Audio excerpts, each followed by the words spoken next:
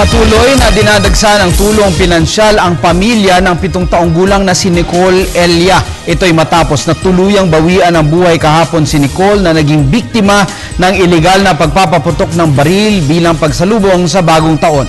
Ang ulat mula kay Alvin Baltazar. Kinumpirma ngayon ng National Police na may mga tao at grupong nais magpaabot sa kanila ng tulong pinansyal para magamit bilang reward money kapalit sa pagkaka-aresto ng sinumang responsable sa naging kamatayan ni Nicole Elia. Ibinunyag ni PNP Chief General Alan Purisima na may mga nagboboluntaryo ng magbigay ng kanilang tulong sa pamamagitan ng monetary contribution, madakip lang ang salarin sa lalong madaling panahon.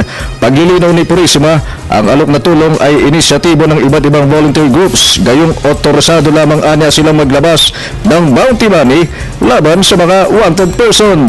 Actually, we are in contact with our friends and who are willing to shell out some reward money for this.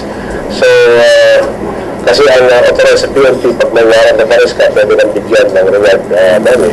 Ituturing naman priority case ni Purisima ang kaso ng pagkamatay ni Nicole. Pangako ng Chief PNP sa pamilya ng 7 taong gulang na batang biktima ng stray bullet, personal niya mismong tututukan ang kaso. Unayan, naging mahigpit ang direktiba nito na suyuri ng mga individual na nagmamayari ng baril sa barangay kung saan na biktima si Nicole. I assure the family of Nicole that we will do our best in the investigation and follow-up operations to bring justice to the victim. I guarantee that I will personally monitor the development of this case and also the other victims of stray bullets across the country. Para sa Telebisyon ng Bayan, Alvin Baltazar.